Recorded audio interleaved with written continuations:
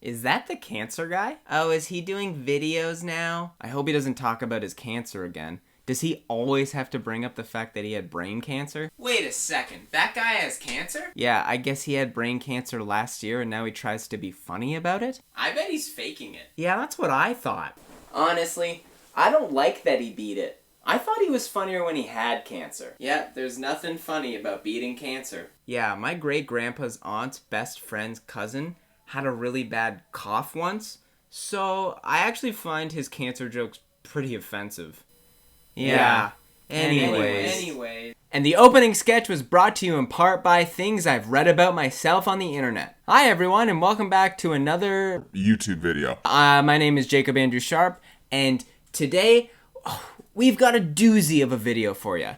And it's filled to the brim with nuggets. So today I wanted to talk about TikTok. Now, I know that I'm like the millionth person on YouTube to make a video about TikTok. But that's because there's so much shit to talk about. You can spend hours, days, weeks, even a lifetime watching these thought-provoking and visual masterpieces, such as dads dancing to WAP, I guess. I really do like TikTok, and you could probably say that I'm addicted to it, as are most of us. I love TikTok because of the range of content it offers and for the variety of communities that are available on the app. And today I wanted to talk about my favorite TikTok community, Conspiracy Talk. Now, back in my day, conspiracies were mainly just spit out by guys named Tyler, and their best friend was their bong, and they looked like if a cigarette became a guy. Now I've realized that the conspiracy community has grown to basically everyone. And even if you're anti-conspiracy, you still believe in at least like one or two things that are fucking bananas. Sometimes people need weird ideas to be a justification for this indescribable feeling of being a human. You need something to make sense of the overwhelming anxiety that comes along with being a functioning person in society. But most of the time, conspiracy theories are just dumb bullshit about dead celebrities. And that's what we're going to talk about today. God, of course I wore a NASA shirt while I'm talking about fucking conspiracy theories. So you've seen those videos speculating that Michael Jackson is still alive, right? Let me tell you something pretty interesting. The musician Akon used to be good friends with Michael Jackson, and one time, Michael wanted to go to the movies with him, and he's like, bro, how am I supposed to go to the movies with Michael Jackson? He left the room 5 minutes later, came back, unrecognizable, and Akon said that this guy was a master of disguise. Okay, Akon and Michael Jackson, we can believe this kinda. A lot of people think that Michael Jackson is living through this guy named Dave, who says that he was friends with Michael Jackson and in interviews sounds exactly like him. Dave was a burn victim and that's what caused his injuries. But listen to this. Michael Jackson was filming a Pepsi commercial when an accident happened that caused his hair to burst into flames and left him with severe burns that messed up his hair growth on his scalp. And the burns were so bad that that's what caused him to start wearing all of his infamous wigs. So I'm just saying, him and Dave have a lot more in common than just their voices. To his Encino house. Because they're both burn victims? Fucking what? This poor Dave guy. Hey, he's already been through some trauma. Leave him alone. You didn't need to compare him to a sexual predator just because he was a burn victim and he has a high voice. With that logic, I could make any theory about me and any bald guy ever. So I have this theory that Mr. Clean is actually a character made by this low-level YouTuber named Jacob Sharp, who they said to have brain cancer, which is very suspicious because he all of a sudden lost his hair? Okay, Big Pharma, okay. Most of these are pretty dumb and don't have much evidence. So let's move on to the next one. Mandela effects that are going to make you question your reality. People all over the internet, including myself, remember my reality. Uh-oh. All over the internet, including myself, remember there being a robber emoji. And it looked something like this. Apparently, this emoji never existed. I swear I remember seeing it. Whoa. Consider my reality questioned. What? I remembered that this used to exist. Hey, maybe they discontinued it, because people do that all the fucking time. Also, who is upset about not having the cartoon burglar emoji anymore? Are you a 1950s criminal? Are you the Hamburglar? Oh, well then who cares? So Wendy's girl never had braids. This is the old logo and this is the newer one. As you can see, they've always been pigtails. But what's really weird is if you search Wendy's Halloween costume, pictures of wigs with braids come up. So why do we all collectively remember the wrong thing? I don't remember or care if it was braids or pigtails. Hey, who cares? If that's what the Mandela effect is, what a waste. Our alternate dimension, it's still Wendy's, it's just her hair is different? It's not even like it's like a different person. Like, it's not like it's called Wendell's, which if it was called Wendell's, that would be fucking funny. Bruh. Next video. So this girl recently posted a video saying that when we were in 2020 last year, we were technically in a different dimension. So the ball was a minute late dropping because we were switching back into our normal dimension.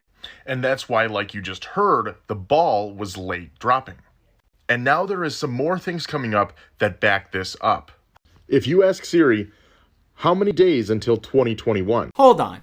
If you're gonna try and convince me that we're in a different dimension and that we're in a different timeline, then charge your fucking computer.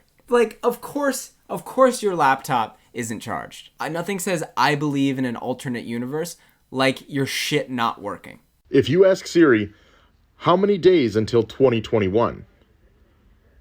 It's 359 days until then. Which makes no sense because 2021 was 6 days ago.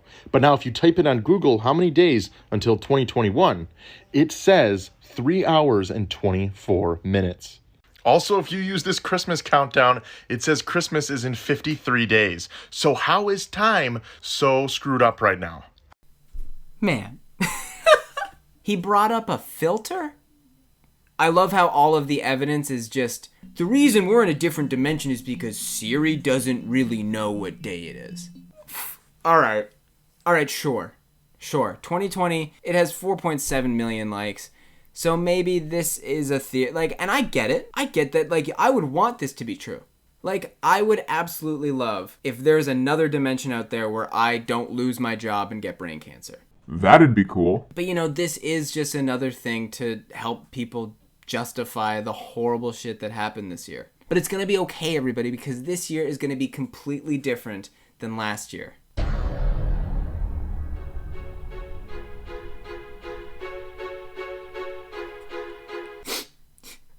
Next video, please.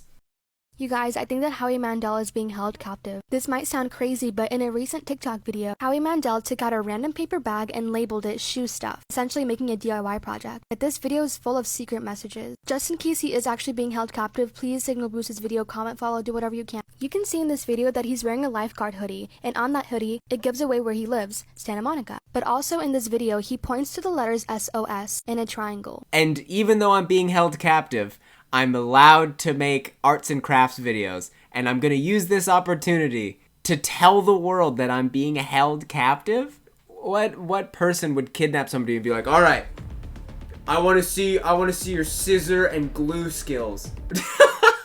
Now very carefully pull out your phone and open the app TikTok. I want you to show the world your skills with DIY. Now please pull out a paper bag and write shoe stuff on it. And I don't want to see any funny business there, Howie. So in this video, he points to the letters SOS in a triangle. Just look at this clip. Can you see it? It says shoe stuff. If you didn't know, the letters SOS is to signal that you are in extreme danger. Just in case you missed it, let me replay it for you. Can you see it? It says shoe stuff. If you really took a closer look at this video, you can also notice that the S's look like 5s. Look, 2 5s. And 2 5s make 55. And if you dial the number 55, it takes you directly to the police. It shows that you're being held captive or that there's an intruder in your house and that you cannot talk. I'm sure some of you might remember this video because, it has 4.6 million likes. And this video made it all the way back to Howie Mandel. And so many people were so worried about Howie Mandel that he had to come out and say that he was fine and that he was not being held captive. And that ended up making it all the way to BuzzFeed, and they had to write an article disproving this theory. Oh, and how pissed off would you be if you were just a grown man trying to get trying to make some arts and crafts. You're trying to get your craft on, and everybody said, "Nope, I know Howie. Howie doesn't do DIY. Nope, that's not Howie. No, I know Howie Mandel, and that's not Howie." He must have been captured. Man, poor Howie Mandel, just trying to have some fun with some Elmer glue. And this bit was brought to you in part by the Howie Mandel Foundation, which you can donate to, and it allows Howie Mandel the freedom to create arts and crafts at his own leisure without being bothered by people on fucking TikTok. This is where the theories start to get pretty wild. Not to say that any of them were very reasonable or believable to begin with, but this is where they really start to take a turn. Hello, humans. As we usher in the Christmas holiday with our Christmas spirit, let us not forget that Christmas is a pagan holiday and Santa is a mushroom. And Santa is a mushroom. In Ishtar's, or Inanna's, descent into the underworld in the Epic of Gilgamesh, which predates Christianity and Jesus Christ by 2,000 years, we have the first resurrection story. So long story short, Inanna descends into the underworld and she realizes that she can't come back. So she sacrifices her husband, Tammuz, and so Tammuz lives in the underworld 50-50 with Inanna. Sounds a lot to me like summer and winter. It sounds like summer and winter? No, it doesn't. The myth goes on to say that every year during the winter solstice when Tammuz would descend into the underworld, that an evergreen would erect overnight. And as an offering, Inanna would put gifts around the evergreen tree. Let's move on to Santa. The indigenous people of Northern Europe have a story. Oh, that's the end of part 1.